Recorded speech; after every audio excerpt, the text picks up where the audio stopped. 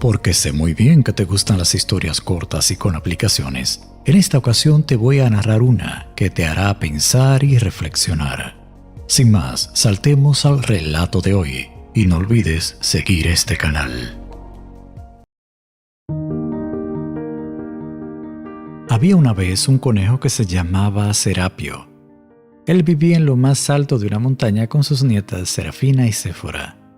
Serapio era un conejo bueno y muy respetuoso con todos los animales de la montaña, y por ello lo apreciaban mucho. Pero sus nietas eran diferentes. No sabían lo que era el respeto a los demás. Serapio siempre pedía disculpas por lo que ellas vivían haciendo. Cada vez que ellas salían a pasear, Serafina se burlaba. ¡Ey, pero mira qué fea es esa oveja! ¡Y mira la nariz del toro! ¡Ay sí, mira qué feos son! Y de esa forma se pasaban los días molestando a los demás.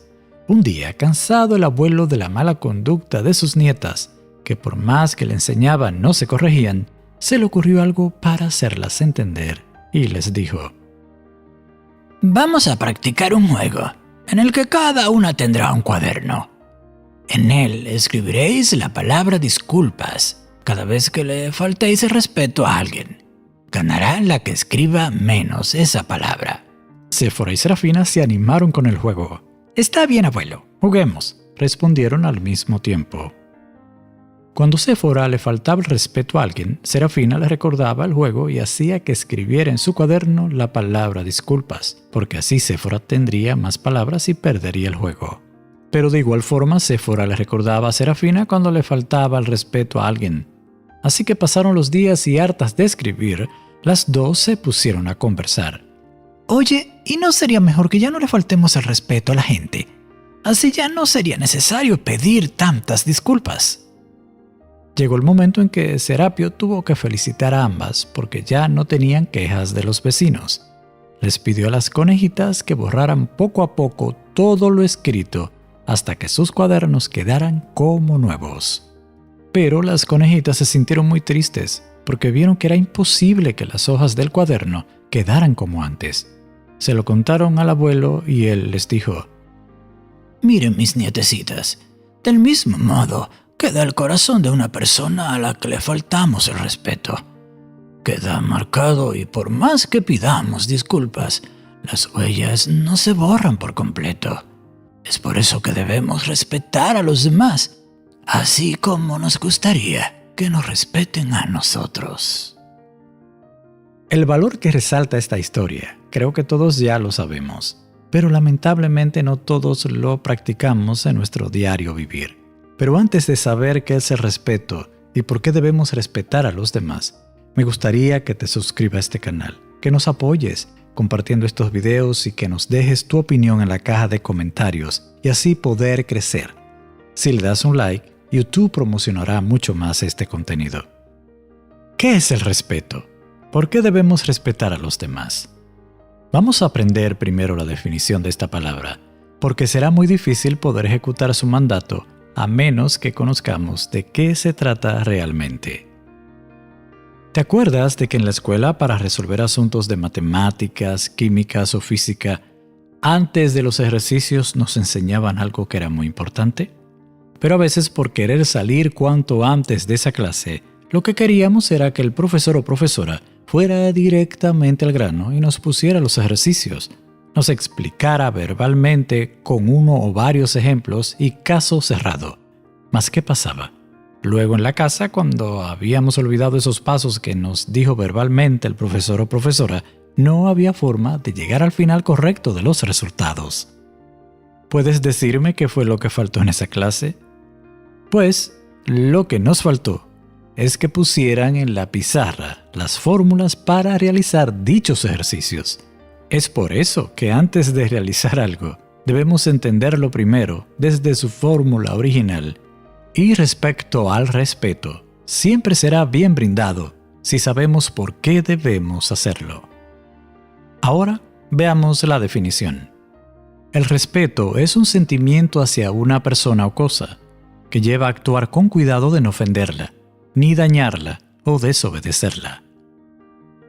A menos que no desarrollemos una empatía sana y correcta con la persona o cualquier cosa viva o regla o procedimiento, no será tarea fácil mostrar la consideración del respeto que esta persona o cosa se merece. No siempre el respeto vamos a querer darlo de buena gana, pero debe presentarse. Ahora lo ideal es que al conocer la teoría, esta venga acompañada del valor real y la fórmula de por qué debemos respetar a los demás o las reglas que se nos presenten. Nunca ha sido realmente bien visto ni con buenos resultados ir por la vida irrespetando a las personas y rompiendo anárquicamente las buenas reglas y leyes establecidas. Casi todos los que hacen eso, con raras excepciones, terminan con buenos resultados, ni para ellos ni tampoco para los demás, que pueden ser afectados por su manera irrespetuosa de conducirse. Por irrespetar las leyes, muchos pierden años de sus vidas en las cárceles o mueren por un accidente de trabajo o de tránsito. Por no respetar a los demás, muchos viven sin relaciones sanas, pierden familias y hasta sus propias vidas, o si no, terminan sus días en completa soledad. Indiscutiblemente, todos debemos respetar los debidos procesos y formas de vida que nos rodean en su justa dimensión, y cuando se trata de respetar a las personas, a nuestro prójimo, el asunto cobra aún mayor importancia. Sin importar su color, su estatus social o su religión, toda persona merece ser respetada.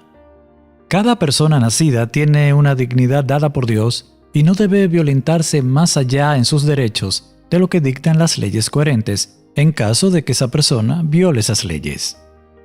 A veces, como en la historia de las conejitas, por nuestra falta de empatía y consideración, y de no seguir los buenos ejemplos y consejos, debemos aprender de la manera menos agradable lecciones en la vida que nos son necesarias aprender y aplicar, y así podremos vivir una vida más agradable a los ojos de Dios y de nuestro prójimo.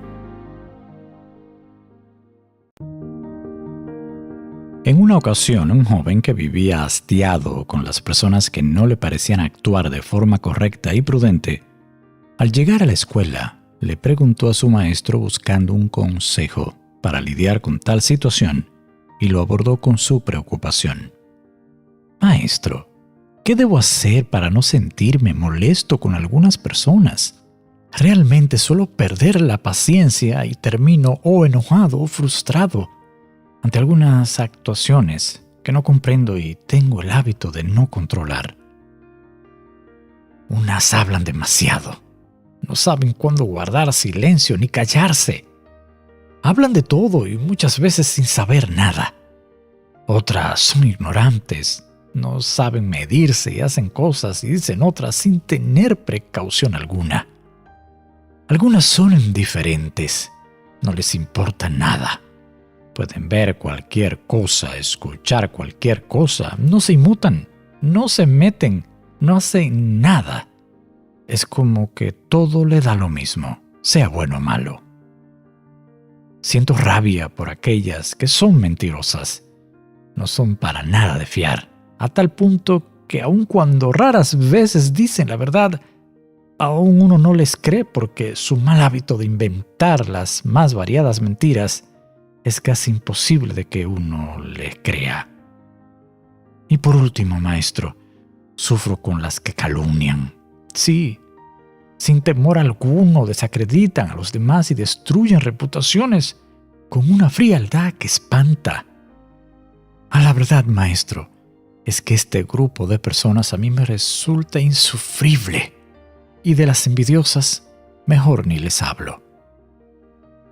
El maestro se quedó mirándolo sereno y luego de un momento le dijo al chico: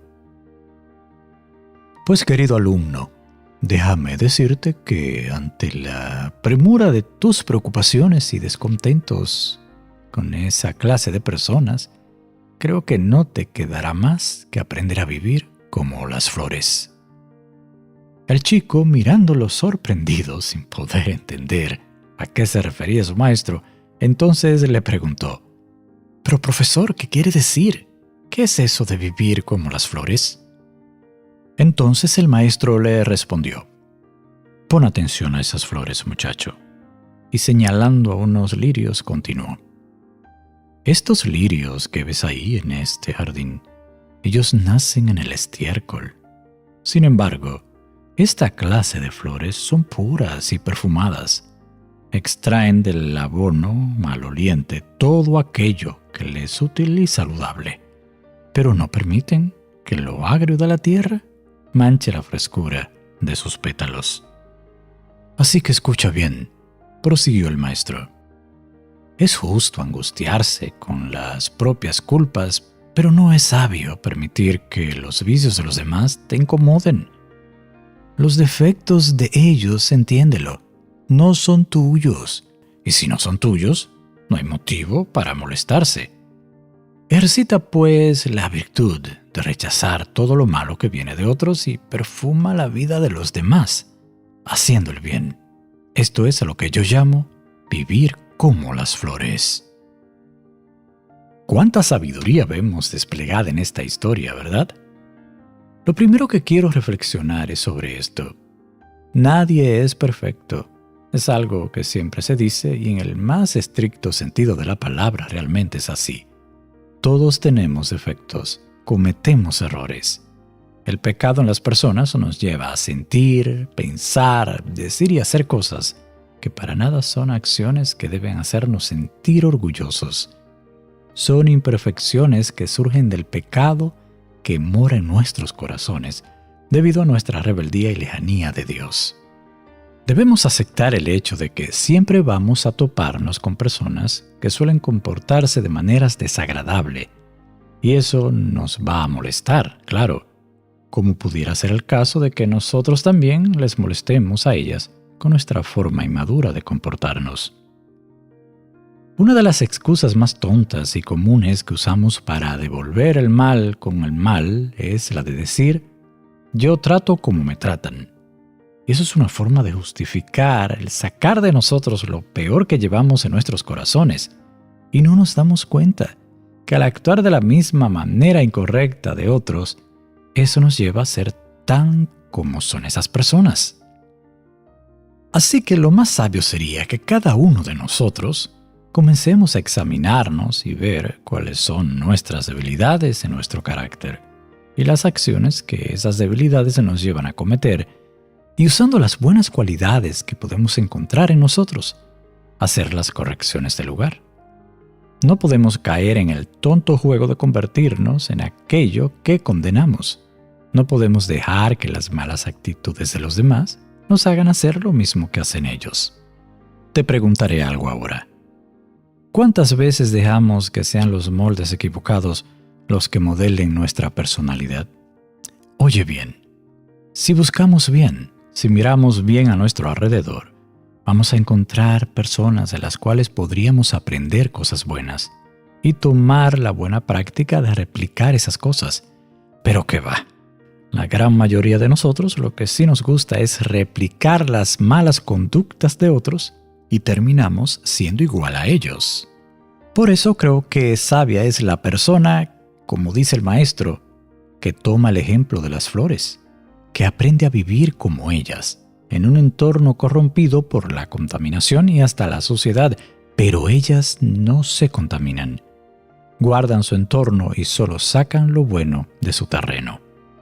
No sé si sabes esto, pero una de las flores más hermosas y delicadas del mundo es la flor de loto, y no es en un jardín donde la vas a ver de manera natural, sino que crece y se desarrolla en los pantanos. Bueno, y por último, ya para terminar, aunque tenemos personas que hacen cosas que son dignas de imitar y que nos ayudan en nuestro crecimiento, son imperfectas, y eso tendremos que entenderlo cuando ellas fallen. Ahora, si te digo que hay alguien que podemos confiar e imitarlo perfectamente sin ningún temor de errar o de que cambie luego, ¿me lo creerías? Pues sí, tenemos el ejemplo por excelencia, a quien sí podemos imitar sin temor a errar. Jesús dijo, miren, sean como yo, que soy manso y humilde de espíritu. Y es por eso que el apóstol Pablo, que conocía y tenía una gran relación con Jesús, dijo en cierta ocasión, «Sed imitadores de mí como yo soy de Cristo». Espero que esta historia y su reflexión te sea de gran bendición. Que Dios te bendiga más.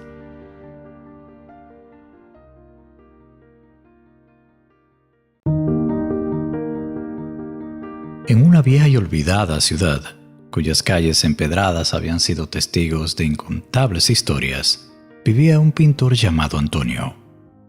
Este hombre de mediana edad, piel curtida y ojos que reflejaban una melancolía interminable, siempre había anhelado capturar la esencia de la vida en sus lienzos. Sin embargo, hacía años que la inspiración lo había abandonado, dejándolo solo con pinceles secos y lienzos vacíos. Antonio vagaba por la ciudad, buscando desesperadamente aquella chispa que encendiera nuevamente su pasión. A pesar de su aspecto desaliñado, con el cabello desordenado y una barba descuidada, Antonio poseía una elegancia innata en su andar. Los pocos que lo conocían lo llamaban el pintor solitario, y aunque apreciaban su talento, sus últimos trabajos no lograban transmitir la emoción de antaño. Una tarde lluviosa, mientras caminaba por uno de los antiguos callejones de la ciudad, se encontró con un viejo conocido, Pedro, el librero del rincón. «Antonio, hace tiempo que no te veía por aquí», dijo Pedro, con una sonrisa melancólica en sus labios. Sus ojos grises llenos de sabiduría observaban al pintor con preocupación.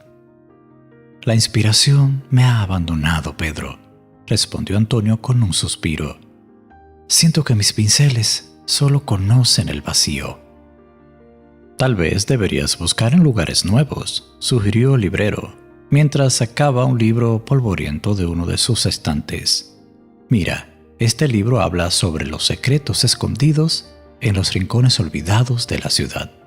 Tómalo y míralo. ¿Quién sabe si encuentres más de lo que buscas?» Antonio tomó el libro, agradeciendo al librero con una leve inclinación de cabeza. Aquella noche, bajo la tenue luz de una lámpara de aceite, comenzó a leer leyendas y misterios escondidos en los callejones de la ciudad. Intrigado por lo que encontraba, decidió aventurarse en aquellos lugares a la mañana siguiente. Al amanecer, la ciudad despertaba lentamente bajo un cielo gris. Antonio se adentró en los callejones más recónditos y tras horas de búsqueda llegó a un rincón olvidado, acompañado únicamente por el murmullo del viento y el crujir de las hojas secas. De pie frente a una fuente antigua, sintió una misteriosa energía que parecía cobrar vida. De pronto, un anciano apareció ante él, como salido de la nada. Tenía un aspecto enigmático, con un rostro surcado por arrugas que contaban 1000 historias y unos ojos verdes resplandecientes. «Sé lo que buscas, Antonio», dijo con voz profunda. «La inspiración no se encuentra, se despierta». El pintor, asombrado, no supo qué responder de inmediato. El anciano le extendió una mano, invitándolo a seguirlo. Guiado por una intuición inexplicable, Antonio lo siguió por callejones estrechos hasta llegar a una casa antigua y oculta, cuyo interior rebosaba arte y vida. En un rincón iluminado por la tenue luz de una ventana, una mujer joven, de larga cabellera negra y expresión serena, pintaba con dedicación. Al ver a Antonio, se levantó y se presentó como Isabel. Ella había llegado a esa casa en busca de inspiración al igual que él. Con el tiempo, aprendió a conectar con las emociones que navegaban en su interior y plasmarlas en sus obras. «La clave está en sentir, no en pensar», le explicó Isabela con una sonrisa cálida. A veces nos olvidamos de vivir el presente y nos perdemos en la búsqueda de lo inalcanzable.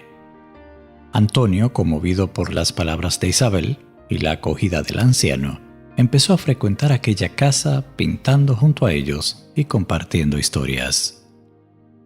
Con cada pincelada, descubría algo nuevo sobre sí mismo y sobre la vida. La colaboración con Isabel floreció en una amistad profunda. cada uno inspirando al otro con sus experiencias y perspectivas. Una noche, mientras trabajaban uno al lado del otro, Isabel comentó suavemente: «Tus ojos han cambiado, Antonio. Ya no veo la melancolía de antes». Antonio, sorprendido, se miró en un espejo cercano y se dio cuenta de que sus ojos ahora reflejaban una luz renovada. Y es que la pasión había vuelto más renovada que nunca. Ahora en sus obras, la ciudad y sus habitantes cobraban vida, con un realismo y una vibrante intensidad que nunca antes había logrado capturar. Pasaron los meses, y la fama de Antonio comenzó a resurgir, alimentada por su arte lleno de emoción y verdad. Isabel, por su parte, también descubría nuevas formas de expresión en sus pinturas inspiradas por la energía y espíritu del pintor resucitado y del sabio anciano que le enseñó a ver más allá de las apariencias.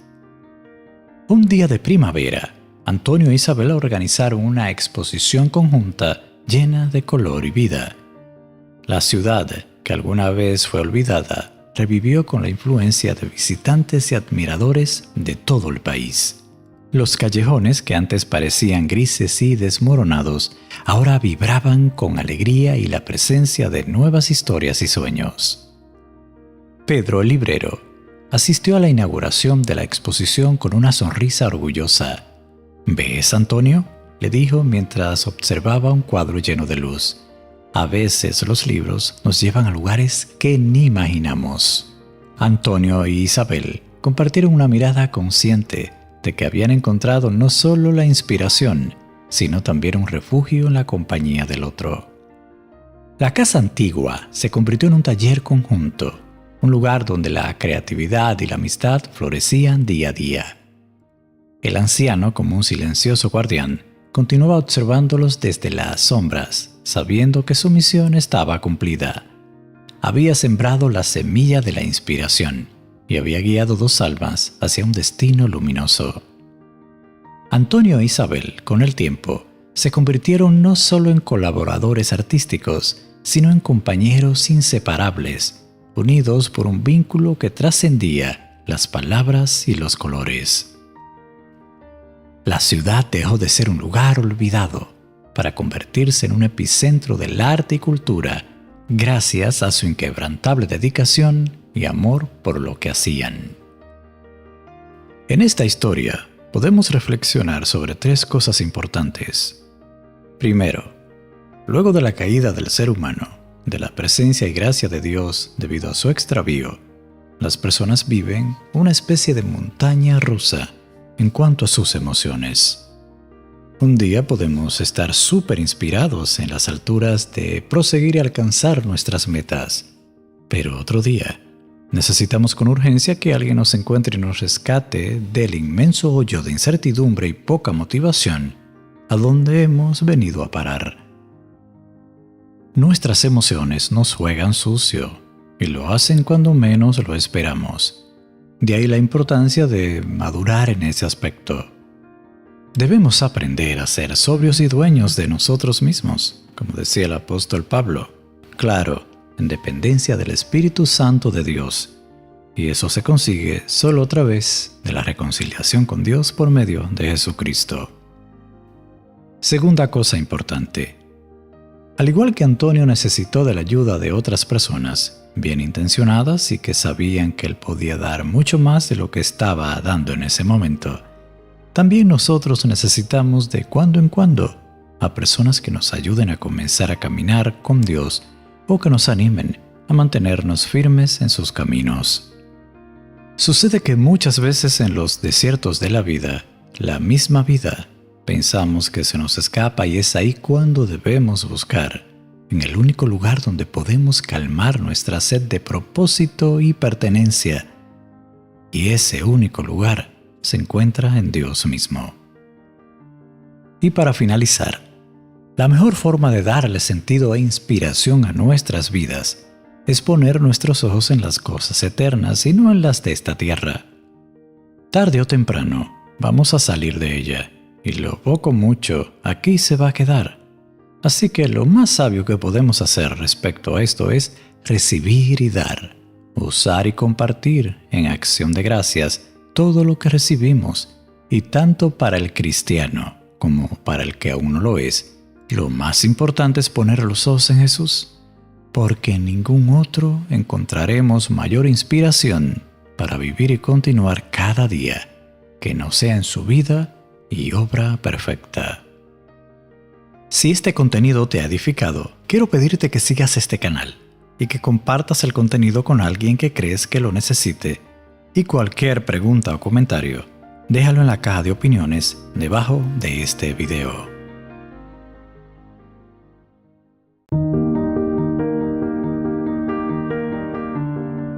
Hola, ¿cómo estás? Bienvenido una vez más a otro video de este canal. Soy Obra de Dios. Estamos muy felices porque el canal poco a poco va tomando forma, va creciendo en audiencia y en suscriptores.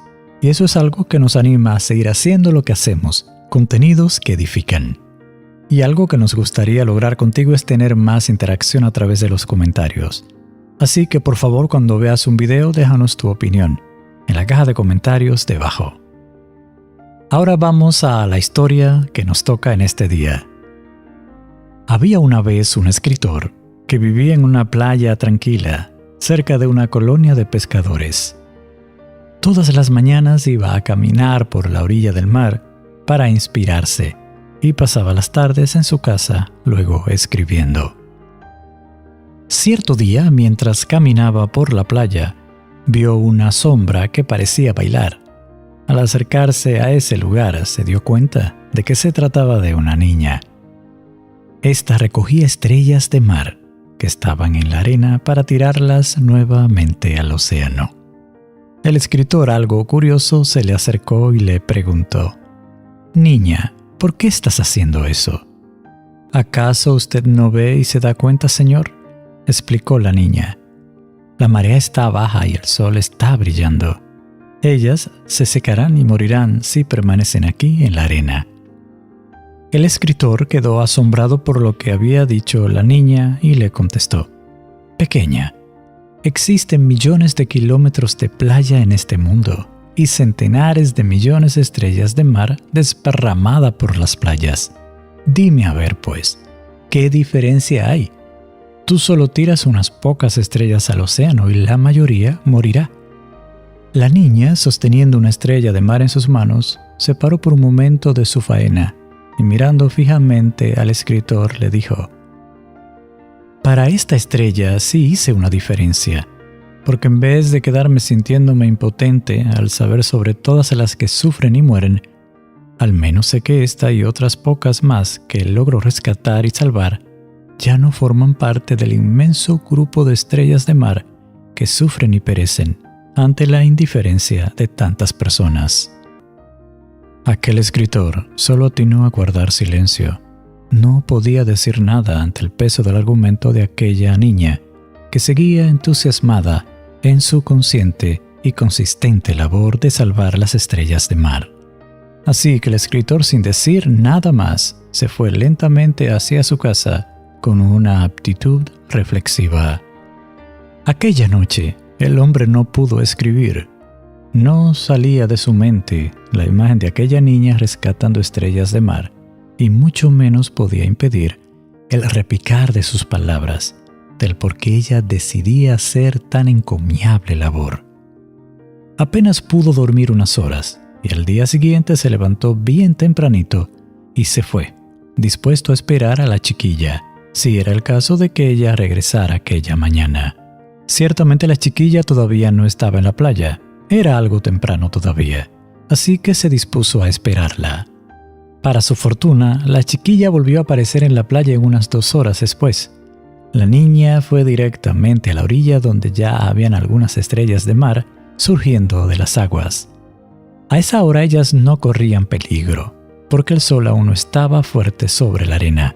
Mas luego de un cierto tiempo, en el cual ella se dedicó a jugar con ellas, empezó nuevamente a introducirlas en el agua. El escritor, que había estado observando todo en silencio, entendió que no hacía falta preguntar o cuestionar nada más. El ejemplo de aquella chiquilla le había dejado claro que las palabras sin el respaldo de acciones de poca cosa sirven. Así que el escritor, impulsado por un gran deseo de hacer algo al respecto, de hacer la diferencia, se unió a ella y ambos, ahora muy sonrientes, juntos comenzaron a introducir nuevamente las estrellas de mar al océano. Y como es costumbre en este canal, luego de la historia vamos a la parte reflexiva que nos deja esta historia. Al ver esta historia, quiero reflexionar sobre los 3 grupos de personas que existimos en este mundo y la forma en que reaccionamos ante las cosas. Ciertamente este mundo está plagado de males. Solo basta con ver un poco de televisión, leer un diario o escuchar la noticia en la radio y pasar unos minutos en las redes sociales y ahí nos daremos cuenta de que las cosas están realmente críticas.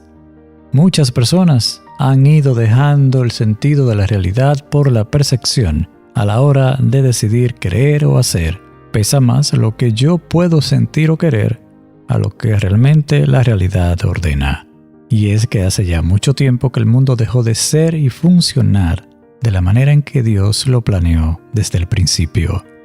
Vayamos al pasado y recordemos algo importante. Recordemos que el ser humano fue creado y luego puesto en un hermoso paraíso. Toda la tierra era un lugar precioso. Todo era perfecto, todo funcionaba maravillosamente bien, hasta que nuestros padres antiguos, Adán y Eva, desobedecieron a Dios. Ahí mismo entró el pecado con todo su paquete de desgracias, plagas, enfermedades, violencia, enemistades, envidia, las peleas, guerras y la muerte. Pero, ¿qué hacemos ante todo este cuadro tan tétrico entonces? Nosotros queremos tantas veces aparentar que nada tenemos que ver con todo esto, porque no lo provocamos, ni tampoco nadie tiene que responsabilizarnos para que le busquemos soluciones. En esos 2 puntos estamos equivocados. Todos sin excepción, de una u otra forma, de grande o pequeña manera, tenemos responsabilidades y debemos también tratar de ser parte de la solución. ¿Sabes algo? El que te puedas creer tú o yo de que nada tenemos que ver con todo este caos reinante, eso no nos disculpa ni tampoco nos garantiza de que no podríamos salir resultando perjudicados de una u otra manera. Ahora me gustaría dejar esta pregunta para que todos meditemos en ella y me encantaría leer tu respuesta en la caja de comentarios y así poder interactuar al respecto. ¿Qué clase de persona eres tú y soy yo? ¿De las que nos lavamos la mano como Pilato y no hacemos nada? ¿O de las que saben que tienen responsabilidad social y procuran poner su grano de arena para aportar soluciones? Realmente debemos tomar parte, debemos asumir una postura. O asumimos el papel de la niña o el papel de aquel escritor. Y finalmente, ¿te inunda el pesimismo, conformismo e indiferencia que mostró al principio el escritor? ¿O decides imitar el buen ejemplo de la pequeña y asumir tu responsabilidad de comenzar a producir pequeños cambios ante los grandes males que están delante de tus ojos? Y cierro finalmente con esto. Hay un dicho muy popular que dice que poco a poco se llena la gallina el buche. Y algo que me gustaría que se quedara en tu mente y en la mía es meditar en esto. Si muchos pocos decidimos hacer lo que esté a nuestro alcance, muchos males, por grandes que sean, pueden hacerse más pequeños. Muchísimas gracias una vez más por pasar por este canal y ver este video. Sería genial para que YouTube recomiende este contenido que lo comentes, le des like y lo compartas. Será hasta otra próxima historia. Que Dios te bendiga más. Es muy seguro que esta historia ya la hayas escuchado porque es muy conocida. Pero entre más de 7,000 millones de personas que hay en este mundo, quizás tú seas una de las tantas que no la ha visto ni escuchado nunca. Ahora, aunque la hayas visto o escuchado, En este canal tratamos de darle siempre un toque diferente a las historias porque nos gusta el proceso creativo. Claro, sin alterar la esencia de su contenido original. Además, quiero decirte que esto es con voz humana. Soy yo que te estoy hablando, no es una voz de inteligencia artificial. Y aunque claro, se hace más difícil hacerlo de esta manera, porque uno toma una voz artificial, la pone y es más fácil. Tú le pones un texto y ella te dice lo que quiere. Pero, aunque es más difícil, es parte del arte de crear. Además, nada como la voz humana. Y otra cosa es que al final siempre cada historia viene acompañada de una reflexión aplicativa. Así que ahora vamos a la narración de hoy. Un viejo sabio cherokee, muy respetado y querido, quien disfrutaba de transmitir los viejos conocimientos de su cultura ancestral, quiso una fría mañana mientras se calentaba al calor de una hoguera, contarle una historia a su joven nieto. Este muchacho mostraba rasgos de liderazgo. Solía actuar con justicia, bondad, amor y fidelidad, aunque en ocasiones perdía la batalla contra el orgullo, la impaciencia y otras debilidades propias de la naturaleza humana. Así que esa mañana fría, él quiso invitar a su nieto a tener una conversación muy personal. Querido nieto, he venido observando desde hace cierto tiempo y he visto que mientras más vas creciendo, no solo se ven más claros los dones hermosos que tienes, así también se ven los defectos normales de la naturaleza humana, que también van cobrando fuerzas en ti. El nieto lo miró avergonzado y le dijo: «Es verdad, abuelo, y es grande la vergüenza que siento porque a veces hago y siento cosas que realmente no es lo que quiero ni deseo hacer. Es como una lucha que me agota y me hace sentir tan impotente». Su abuelo lo miró con rostro bondadoso y le dijo: Amado nieto, eso lo sé, y quiero que también sepas que no solo a ti te pasa eso, nos pasa a todos.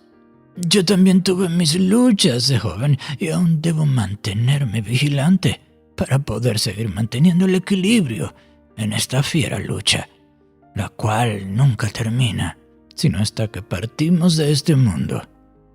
Y quiero que escuches con atención lo que te voy a decir. En la vida de cada persona se libra una lucha titánica que se desarrolla dentro del interior de cada ser humano.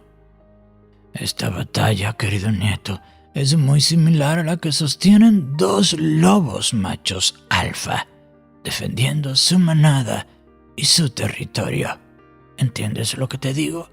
«Sí, abuelo, pero es una lucha a muerte y saber quién va a ganar es difícil». Es así, amado nieto, pero ten por seguro que aunque algunas variables pueden influenciar en la pelea, el lobo más valiente, ágil, decidido, disciplinado y comprometido y mejor alimentado, este será casi siempre el vencedor en esa batalla. El joven, con una actitud pensativa, dijo: «Abuelo, has sabido interpretar correctamente lo que siento dentro de mí. Esta fiera lucha entre lo que sé y lo que debo hacer por el bien común y lo que me resisto a querer hacer pensando solo en mí mismo de manera egoísta. ¿Cómo entonces, abuelo, puedo hacer para que lo correcto triunfe en mí y que lo incorrecto y perjudicial no sea lo que gane la batalla dentro de mi corazón?» Pues la lucha que se desarrolla dentro de ti y de toda persona es representada por esos dos lobos, y ganará el que mejor prepares y entrenes, nieto. Si decides dejar de lado el egoísmo, la soberbia, la ira y la falta de amor y perdón, y en vez de eso comienzas a cultivar el amor, la bondad, la entrega, la disciplina y la piedad, todos esos dones hermosos que reflejan a nuestro Creador, entonces el otro lobo que está en ti, que representa todas esas mezquindades que solo te aportan mal, se irá debilitando, mientras que el lobo que representa lo bueno y puro, que refleja a tu Creador, se irá fortaleciendo cada día más. Así que, amado nieto, Si te estás preguntando entonces a estas alturas de quién ganará esa batalla, pues ya tienes la respuesta. Saldrá airoso aquel lobo que mejor alimentes. Gracias una vez más por estar viendo esta historia, y si llegaste acá, nos vamos entonces a la parte de la reflexión.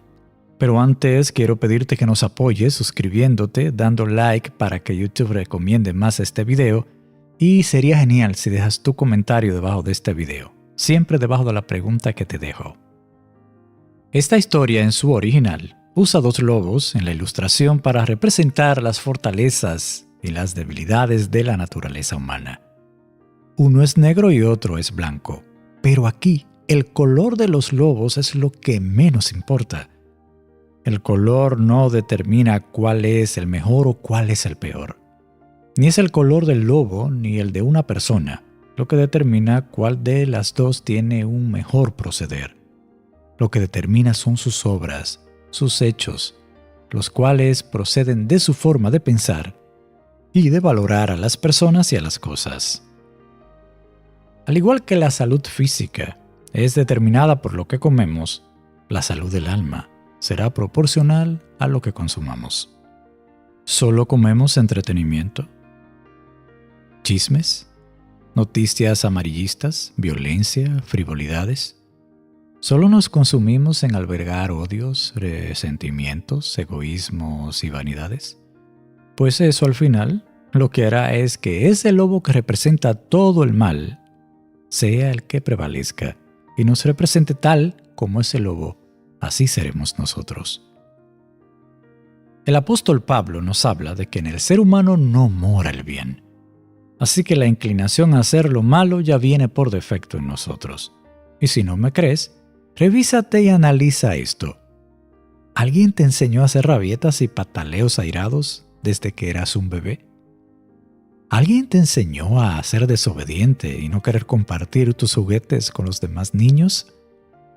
¿Alguien te dijo que debías envidiar lo ajeno, incluso llegar a tomarlo para ti sin permiso?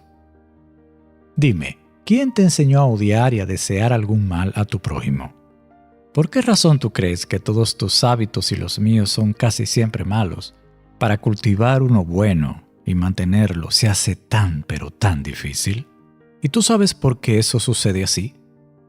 Porque desde que nacemos, más fácil aprendemos a hacer lo malo por elección propia, mientras que lo bueno debe ser a base de disciplina, reglas y castigos. ¿Sabes? Sería genial que no hiciera falta una autoridad que nos obligara a hacer las cosas bien, que respetáramos las señales de tránsito, que manejáramos de una manera civilizada, que nos ayudemos unos a otros y que procurar el bien común sea la norma de vida. ¿No te parece que sería genial? Pero lamentablemente, en este mundo y como sociedad, el mal prevalece porque ya está dentro de nosotros y es mucho más fácil hacer lo malo que aprender a hacer lo bueno. Los buenos hábitos hay que aprenderlos, hay que cultivarlos, hay que ser disciplinados para mantenerlos. Lo malo nos sale de manera fácil, de manera automática.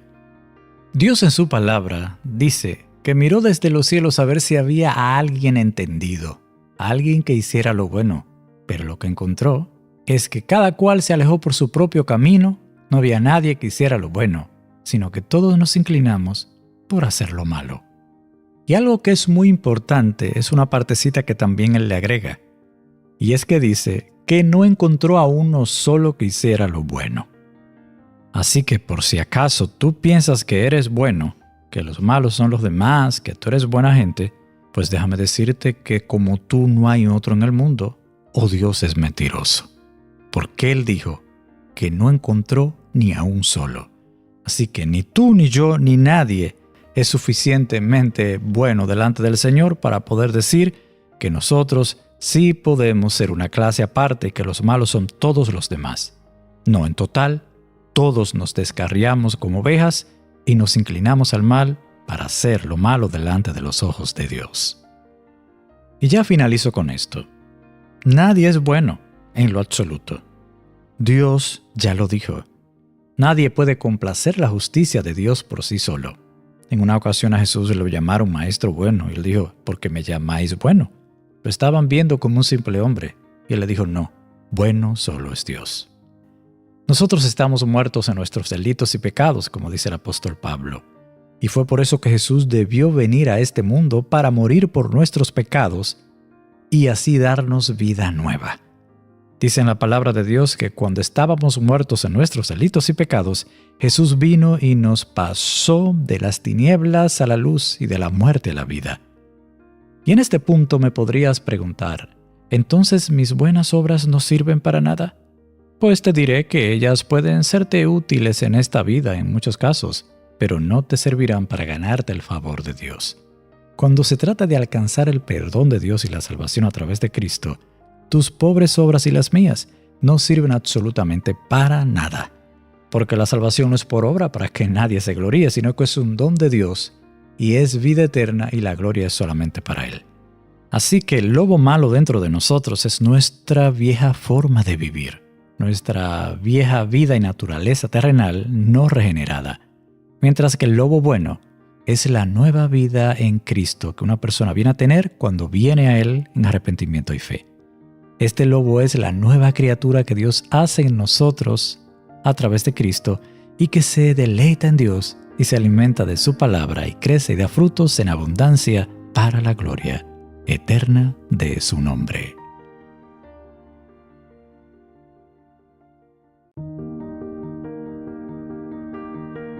Este noble, sin lugar a dudas, era el más rico e influyente del pueblo.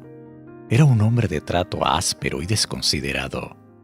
Aunque solía hacer ciertos aportes al pueblo, no era porque le interesara el bienestar de los demás, sino más bien, cada cosa que hacía era meticulosamente planeada para al final de todo sacarle un beneficio personal.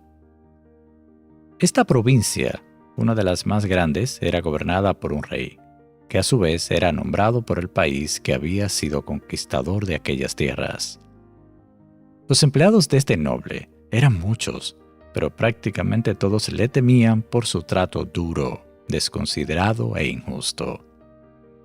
Este hombre, no conforme con toda su riqueza, siempre había anhelado tener la autoridad suprema del pueblo. Criticaba al actual rey porque era viejo, porque trataba a las personas con justicia, y para este usurero, siempre sediento de más, la forma de gobernar del actual rey no permitía un mayor progreso y expansión del reino. Es por eso, por lo que siempre estaba al acecho y criticaba cualquier cosa que no le parecía conveniente para él, por ejemplo, pagar más impuestos y crear un monopolio para amasar más bienes.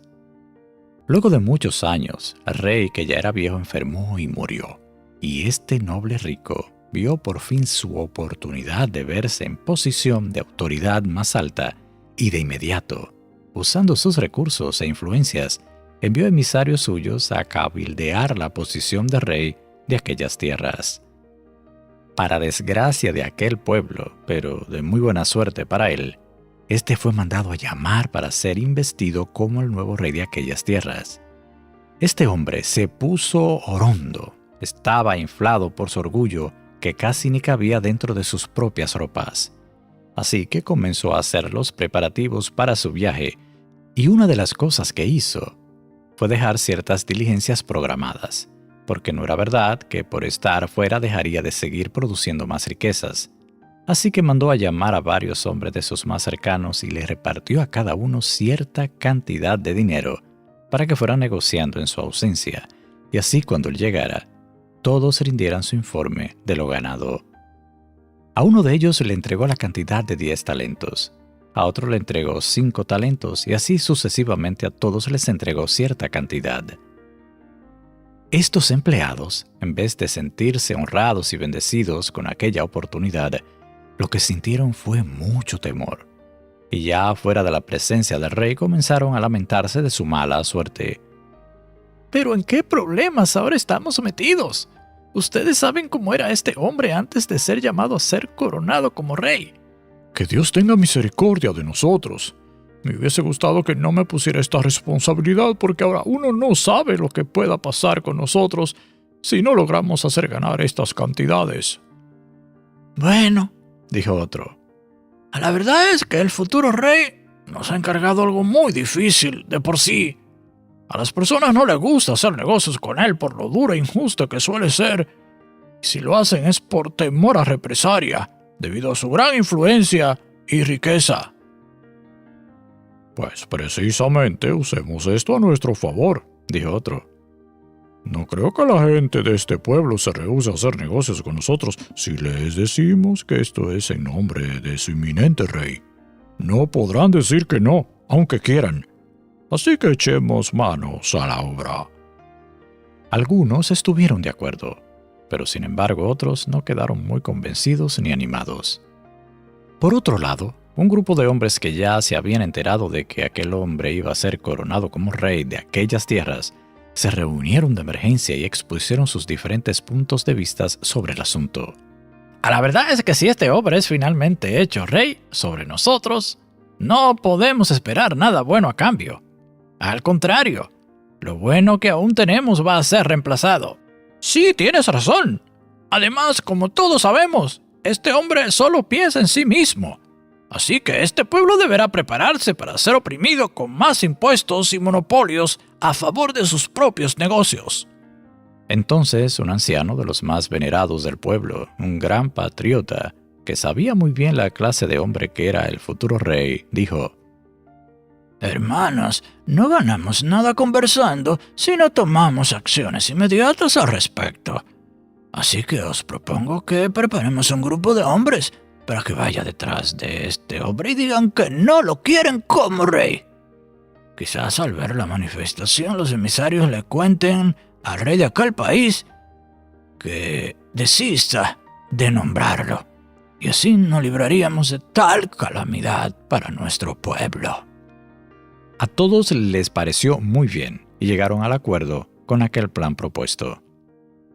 Y por fin llegó el gran día, en que el futuro rey partiera a tierras lejanas a ser investido como rey de aquella provincia. Y tal como habían decidido hacer, un grupo de hombres iba detrás de la caravana protestando ardientemente, y así lo hicieron por varios kilómetros y luego se devolvieron. Pero para mala suerte y mucha tristeza del pueblo, esta protesta no surtió ningún efecto, y al llegar aquel noble fue coronado como rey. Luego de varios días, ya el noble convertido en rey regresó a su país, y una de las primeras cosas que hizo fue llamar a los siervos a quienes le había dado los talentos para negociar. Así que llamando al que le había dado los 10 talentos, le preguntó: Dime, siervo, ¿qué has hecho con los 10 talentos que te he dejado para que negociaras? El siervo, muy reverente, le contestó: Señor rey, aquí tiene usted 10 talentos que me entregó y 10 más que he logrado ganar para usted a través de las negociaciones que he hecho en su ausencia. El rey, muy contento, le dijo: Buen siervo fiel por haberme hecho más rico. ¿Sabes lo que haré contigo? Como nuevo rey de estas tierras, te nombro ahora mismo como gobernador de 10 de las ciudades más importantes de mi reino. Luego le preguntó al siguiente: Dime a ver, siervo, ¿qué has hecho tú con los 5 talentos que te dejé para negociar? Y éste le respondió: Soberano rey, aquí están los 10 talentos que usted me dio, y la ganancia de 5 talentos más que he ganado para usted. Otra vez el rey con gran alegría le dijo a este siervo: Buen siervo fiel, por haberme hecho más rico, pues ahora mismo quedas nombrado como gobernador de 5 de las ciudades más importantes de mi reino. Y así fue preguntando hasta llegar al último. Y dime tú, siervo, ¿qué hiciste con el talento que te di? ¿Soy ya más rico gracias a ti, como han hecho los demás? Este, con la cabeza baja y muy nervioso, contestó: Señor rey, como sé que usted no es un hombre fácil ni de buen trato, que le gusta obtener frutos sin haberlos sembrados, yo tuve miedo de perder su talento. Así que lo que hice fue que fui y lo escondí. Y aquí lo tiene.